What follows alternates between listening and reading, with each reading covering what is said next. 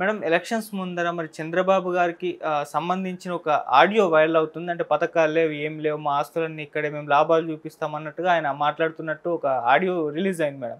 ఇప్పుడు ఇది చాలా వైరల్ అయిపోయింది. చాలామంది ఇది చంద్రబాబు గారి ఆడియోనే, ఆయన వాయిసే అని కూడా అభిప్రాయపడుతున్నారు. అసలు ఏం జరిగింది మేడం? ఆ ఆడియో నిజంగా చంద్రబాబు గారిదే అంటారా? ఖచ్చితంగా ఫేక్ వీడియోలు చేయటము అనేదైతే జగన్మోహన్ రెడ్డికి వెన్నతో పెట్టిన విద్య. ఎందుకంటే మనం గతంలో చాలా చూసాం. భువనేశ్వరమ్మ గారి మీద చేయటం, ఫేక్ వీడియోలు చేయటం, బోనమ్మ గారి మీద కానివ్వండి, ప్రతిదీ అంటే ప్రతి వాళ్ళని కూడా ఎక్కడో ఒక చోట ఏదో ఒక రకంగా లాస్ట్ మినిట్ వరకు అదే దింపుడు గల్లం అంటారే, శవాల్ని తీసుకెళ్ళి ఒక చివర ఆశ అన్నట్టు చేస్తారు కదా. సో అదే ఆశ లాంటి ఇది జగన్మోహన్ రెడ్డికి అందరూ అంటే క్యాండిడేట్లు ఎవరైతే ఎమ్మెల్యే క్యాండిడేట్లు ఉన్నారో అందరూ నిరుత్సాహపడిపోయారు. ఎలాగో గెలిచే పరిస్థితి లేదనేది వాళ్ళకి అర్థమైంది. సో ఇప్పుడు చివరి నిమిషంలో ఇంకా మళ్ళీ ఏమైనా చేయొచ్చా అనే దానికి నారా చంద్రబాబు నాయుడు గారిని ఒక వీడియో ఫేక్ ఆయన లాంటి వాయిస్నే తీసుకొని దాంతో ఒక వీడియో చేయించటం కానివ్వండి. సో దాన్ని మనం వైరల్ చేస్తే ప్రజలకి తెలిసి దాని మూలన ఈయనకు ఓటు ఏదో పడుతుంది అనేది ఈయన ఆలోచన విధానం.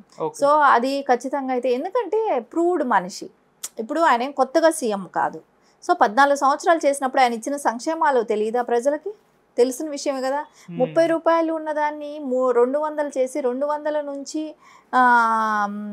2000 చేసి దాని తర్వాత 3000 ఇస్తానంటే నువ్వు చెప్పిన కళ్ళబొల్లి మాటలకు ప్రజలు నమ్మి 3000 బాబు గారు 3000 ఇస్తానన్నారు నారా చంద్రబాబు నాయుడు గారు. ఇతను చెప్పిన 3000 ఇస్తానని ఒక్క ఛాన్స్ అన్నదానికి ఇస్తే నువ్వు అక్కడ ఇచ్చేసావు. దశల వారీగా పెంచుకుంటానని వెళ్ళి నువ్వు 4 ఏళ్ళు 5 ఏళ్ళు పట్టేటట్టు చేసావు. సో అది ఈరోజు 4000 ఇస్తానన్నారు. సో నారా చంద్రబాబు నాయుడు గారు ఎప్పుడూ కూడా ఎక్కడా కూడా చెప్పింది చేయకుండా ఆగలేదు. సో ఆయన చెప్పిన సంక్షేమాలన్నీ నడుస్తూ ఉన్నాయి. ఆయనే దీపం పథకం కింద ఇచ్చారు, పిల్లలు చదువుకునేటప్పుడు స్కూల్స్కి వెళ్ళటానికి బస్సులు ఇచ్చారు, సైకిళ్ళు ఇవ్వటం జరిగింది. ఇలాంటివన్నీ కూడా పిల్లలకి ఎంకరేజింగ్గా ఫీజు రియంబర్స్మెంటే కానివ్వండి, డిఎస్సి కానివ్వండి. డిఎస్సి కూడా బాబు గారు టైంలో పెట్టారే కానీ ఇప్పటి వరకు ఈ 5 ఏళ్లలో ఎక్కడా కూడా ఇతను పెట్టలేదు జగన్మోహన్ రెడ్డి.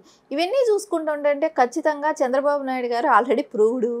ఇలాంటి మాటలకి ఇలాంటివి ప్రజలు నమ్ముతారు అనుకోవటం అంటే ఒక టైంలో ఏదైనా అనుకోవచ్చు. ఎప్పుడో టెక్నాలజీ లేని టైంలో ఇలాంటివి ఏదైనా కొత్తగా ఇతను తీసుకొచ్చి ఇట్లాంటివి ఫేక్ ప్రచారాలు చేపిస్తే నమ్మటానికి. ఈరోజు ఎవరి దగ్గర సెల్ ఉన్నా వాళ్ళు ఎవరి వాయిస్నైనా ఎవరిదైనా ఇమిటేట్ చేయొచ్చు, పెట్టుకోవచ్చు అనేది అయితే అందరి దగ్గర టెక్నాలజీ పరంగా అందరికీ తెలిసిన విషయమే ఇది. సో నువ్వు ఇప్పుడు నారా చంద్రబాబు నాయుడు గారిని ఆఖరి నిమిషంలో నేను ఏదో చేస్తున్నాను అనుకోవటం ఆ భ్రమ అవుతుంది. కానీ జగన్మోహన్ రెడ్డి ఈ ఓడిపోయే పరిస్థితి పూర్తిగా స్పష్టంగా కనపడుతుంది కాబట్టి ఏదో ఒక ఆశతో అలా చేస్తున్నాడు. రేపు ఇప్పుడు చూడండి, మనకు ప్రతి చోట చూస్తుంటే కూడా అల్లర్లు చేయించటం, గొడవలు పెట్టడం, గొడవలు అవ్వటం, కొట్టడానికి వెళ్ళటం, కొట్టించుకోవటం ఇట్లాంటివన్నీ కూడా జరుగుతున్నాయి కదా. దీనికి కారణం ఏంటి? భయపడటం. భయపడి నువ్వు నిజంగా న్యాయంగా గెలిచేది, ప్రజలకి స్వేచ్ఛగా ఓటు వేసే అవకాశం ఇచ్చి నువ్వు గెలిచిన రోజు నువ్వు ఒక నాయకుడుగా ప్రజల మనసులో ఉంటావు. ఇలాంటివి చేస్తే ప్రజలు తిరగబడే రోజులు కూడా వచ్చాయి కదా, మనకు కనపడుతున్నాయి కదా. ప్రజలు తిప్పి క్యాండిడేట్నైనా కొడుతున్నారు కదా. సో అవన్నీ మనకు వ్యతిరేకత అనేది కనపడుతూనే ఉంది. జగన్మోహన్ రెడ్డి అనుకుంటున్నది వేరు, జరుగుతున్నది వేరు. సో ఇలాంటి వాటి మీద ఆశలు పెట్టుకోవటం కన్నా ముందు నుంచి ఇప్పుడు రేపొద్దున ఆయన ఎలా తప్పించుకెళ్ళాలి, నేను ఇండియా వదిలి ఎలా పారిపోవాలనే దాని మీద కాన్సన్ట్రేషన్ కూడా ఉంది. అది అంటే ఒక ఆఖరి నిమిషంలో బాబు గారిని ఏదో ఇరికిద్దామో అన్న ఆలోచనలో ఉన్నాడు. కానీ బాబు గారిని గురించి ఇరికించాల్సిన అవసరం అయితే లేదు. ఆయన గురించి ప్రూవ్డ్ పర్సన్. సో ఆయన చెప్పినా నమ్మే వాళ్ళు అయితే ఎవరూ ఉండరు. సో అది అట్లా అనుకున్న వాడైతే ఎప్పుడో ఆ బాబు గారు ఇప్పుడు ఆయన ఇచ్చిన బడ్జెట్ అంతా కూడా క్లియర్ కట్గా ఉంది. బాబు గారు చెప్పటం కూడా ఆయన ఎన్ని లక్షల కోట్లు ఇప్పటి వరకు బడ్జెట్ అంటే 14 సంవత్సరాలుగా ఆయన మీద కరప్షన్ లేని వ్యక్తి. ఇంకొకటి ఆయన ఇన్వెస్టర్స్ని రప్పించగలిగే సత్తా ఉన్న వ్యక్తి. రేపు పొద్దున కంపెనీస్ తీసుకురాగలుగుతారు, డెవలప్ చేయగలుగుతారు. ఆయన అదే చెప్పారు, సంక్షేమము ఇంపార్టెంట్, డెవలప్మెంట్ ఇంపార్టెంట్, రెండు బ్యాలెన్స్ చేసుకుంటూ నేను నడిపిస్తాను అనేది బాబు గారు చెప్తున్నారు. ఏది కూడా తగ్గిస్తాననేది చెప్పట్లేదు. సో అలాంటప్పుడు ఇది గతంలో మనం ఇన్ని సంవత్సరాలు చూసాం కాబట్టి సో కొత్తగా జగన్మోహన్ రెడ్డి లాంటి వాళ్ళు చెప్తే నమ్మటానికి ఎవరు ఇంకా అయితే రెడీగా లేరు. మేడం అంటే ఇటువంటి ఇప్పుడు రిలీజ్ చేస్తారు కదా ఈ ఆడియో, దీని పట్ల చంద్రబాబు నాయుడు గారు కానివ్వండి ఎందుకు స్పందించడం లేదు? ఏమన్నా అంటే ఇది నా ఆడియో కాదని కూడా చెప్పడం లేదా? అంటే ఎలక్షన్ ఇప్పటి వరకు ఇప్పుడే కదా తెలిసింది, ఖచ్చితంగా అయితే స్పందించాల్సిన అవసరం కూడా లేదు. ఎందుకంటే ఈ ఫేక్ వీడియో అనేది ఖచ్చితంగా తెలిసిన విషయమే.